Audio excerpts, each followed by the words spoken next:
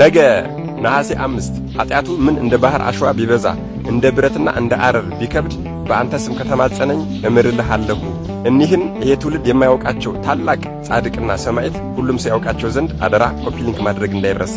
እንደ ነቢዩ ኤርምያስ በእናታቸው ማህፀን እያሉ ገና የተመረጡና ከተወለዱ በኋላም ደግሞ 81ዱንም የብሉይና የሐዲስ መጻሕፍትን ጥንቅቅ አድርገው የጨረሱና የተማሩ ገና በ12 ዓመታቸውም እናታቸውን ወደ ገዳም ለመነኩስ ልሄድ ነውና አሰናብችኝ ብለው እናታቸውን ተሰናብተው የሄዱ ገዳም ከገቡም በኋላ ደግሞ አበምኔቱ አንተ ገና ልጅ ነህና ይከብድሃል ብለው ቢመልሷቸው እንደገና ተመልሰው ለምነው የመነኮሱ ከመነኮሱም በኋላ ደግሞ ጸሎት የሚያደርጉበትን ዋሻና ጉድጓድ ከበረሃ ውስጥ አንድ አንበሳ መጥቶ ቆፍሮ ያዘጋጀላቸው በገዳሙም እንደ ልጅነታቸው እንጨት እየለቀሙና እየፈለጡ ውሃ እየቀዱ የክርስቶስን ሕማም እያሰቡ ለ40 ቀንም ይጾሙ ነበረ። ታዲያ 40 ቀን ሙሉ ሰውነታቸው ምግብና ውሃ ሲያጣ እንደ ድንጋይ ድርቅ ይልና ሰውነታቸው ላይ የማትሞቷ አጋራቸው ብትኖር እግዚአብሔርን የሚያመሰግኑባት ምላሳቸው ብቻ ነበረች።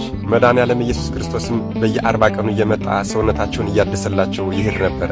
እንደዚህ ባለ ተጋድሎ እየኖሩ ድውያን እየፈወሱ ድንቅ ተአምራትን እያደረጉ እንደነ ቅዱስ ጳውሎስና እንደነ ቅዱስ ጴጥሮስ በልብሳቸውና በጥላቸው ድውያንን እየፈወሱ ሲጋደሉ ከኖሩ በኋላ ወደ ደብረ ቢዘን እንዲሄዱ ተነግሯቸው ከእርሳቸው በረከት ሊቀበሉ ከመጡ ከ16 መነኮሳት ጋር ወደ ደብረ ቢዘን ወይም ደግሞ ኤርትራ ሄደዋል። በነገራችን ላይ እኒህ ታላቅ ጻድቅ የሐይቅ ቅዱስ እስጢፋኖስን ባህሩን ሐይቁን በእሳት ከሰማይ አውርደው ያቃጠሉ ታላቅ አባት ናቸው። ባህሩን በእሳት ያቃጠሉ አባት ናቸው። እንዴት አትሉም? ልንገራችሁ። ነገሩ እንደዚህ ነው። በንጉሡ በአጼ ዳዊት ዘመነ መንግሥት ሰንበት አንዲት ናት ብለው አንደኛዋን ሰንበት ሥራ የሚሰሩ ሰዎች ነበሩ። ታዲያ እኒህ ቅዱስ ደግሞ እነዚህን ሰዎች ተቃወሟቸው። በነገራችን ላይ እቺ ሰንበት አንዲት ናት ብለው ያወጁት ጳጳስ ከግብጽ የመጡ አቡነ ኤዎስጣቴዎስ የሚባሉ አንድ ትልቅ አባት ነበሩ። እሳቸው ታዲያ በገዳሙ ያሉ መነኮሳትን በሙሉ ሰንበት አንዲት ናት ብለው አሳምፀው ነበረ። እኒህ ቅዱስ ዛሬ የምናከብራቸው አቡነ ፊልጶስ ግን አይሆንም ብለው ተከራክረው ነበር። ታዲያ በዚህ የተነሳ በንጉሡ አማካኝነት ክርክር ገጥመው እኒህ ቅዱስ አባታችን አቡነ ፊልጶስ ረቷቸው። ከዚያ ሊቀ ጳጳሱ ክፉ ሰዎችን አነሳስተው በአቡነ ፊልጶስ ላይ አመጹባቸው። ከንጉሡ ጋር አካሰሷቸው፣ አጣሏቸው። ከዚያም እኒህን ቅዱስ ጽኑ ስቃይ ካሰቃዩአቸው በኋላ ሐይቅ እስጢፋኖስ ውስጥ አምጥተው ሊጥሏቸው ሲሉ ሐይቋ ተናወጠች። በምትናወጥ ሰዓት የሐይቋ ጠባቂ የተባለ አንድ አብዶን የሚባል መልአክ ነበረ። ወጣና ሐይቂቱን በሚያናገራት ሰዓት በሰው አንደበት ከባህሩ ዳርቻ ላይ የቆመውን ሰው አትመለከትምን አለችው። የእርሱ ኃይል ነው እንደዚህ ያናወጠኛል በምትለው ሰዓት ወደ አባታችን ሄደና አንተ ከሰው ወገን ነህ ወይስ ከሌላ ወገን ነህ አላቸው። እርሳቸው እኔ አንድ ተራ የእግዚአብሔር አገልጋይ ነኝ አሉ። ከዚያም ይሄ መልአክ እንግዲያማ አንተ ሰው ከሆንክ ይሄ ስልጣን እንዴት ተሰጠህ አለው። እኒህ ቅዱስ አባትም ገና ብዙ ተአምር ታያለህ፣ እሳት ከሰማይ ሲወርድ ባህርንም ሲያቃጥል ታያለህ አሉት። በዚህ ጊዜ መልአኩ በመቆጣት አንተ ድሃ መነኩሴ በየትኛው ኃይልህ ነው እሳትን ከሰማይ አወርደህ ባህርን ማቃጠል የምትችላለው? በተጨማሪም ይሄ መልአክ በትዕቢት እንደዚህ አለ፣ እኔ ከአንተ እበልጣለሁ፣ በአፈጣጠርም ከአንተ እቀድማለሁ። እሳትን ከሰማይ አውርዶ ግን ባህርን ያቃጠለ ፈጽሞ አላየሁም አለ። አባታችን አቡነ ፊልጶስም ለሌሎቹ አገልጋዮች ያላደረገውን ለእኔ ቢያደርግልኝ ለእግዚአብሔር ምን ይሳነዋል አሉት። ከዚያም ለመሆኑ ደመና የለጎመው ነቢይ እሳትን ከሰማይ አላወረደንምን አሉት። እርሱም አዎ እሳትን አውርዷል፣ ነገር ግን ባህርን ሳይሆን ያቃጠለ ሰውን ያቃጠለ አሉት። አንተ ግን በእሳት ባህርን አቃጠላለሁ ትላለህ፣ ባህር እሳትን ያጠፋል እንጂ እንዴት እሳት ባህርን ሊያቃጥለው ይችላል አላቸው። ከዚያም አባታችን እኔስ ካንተ ጋር መከራከር ሰለቸኝ፣ እነሆ የእሳት ምንጭ ጎርፍ ፈጽሞ እየጮኸ ነውና መልአክ በመሆንህ ስለማታመልጥ ቶሎ ውጣና ሂድ አሉት። ይህንንም እየተነጋገሩ እያለ ድንገት የእሳት ጎርፍ ከሰማይ ወረደና በሙሉ ባህሪቱን አቃጠላት።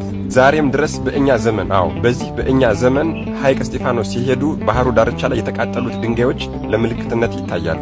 ከዚያም የንጉሡ ሚስት እሳቸውን ከሐይቁ ውስጥ አስፈልጋ አስወጣቻቸው። እግራቸውንም አጥባ በጠጣች ሰዓት አንቺ ሴት ከማኅፀንሽ ፍሬ ታላቅ ጻድቅ ልጅ ይወጣል አሏት። በትንቢታቸው መሠረት ታላቁ ቅዱስና ንጉሥ አባታችን አጼ ዘርዓ ያዕቆብ የቅዱስ ዳዊት ልጅ የንጉሡ የቅዱስ ዳዊት ልጅ አጼ ዘርዓ ያዕቆብ ተወልደዋል ማለት ነው።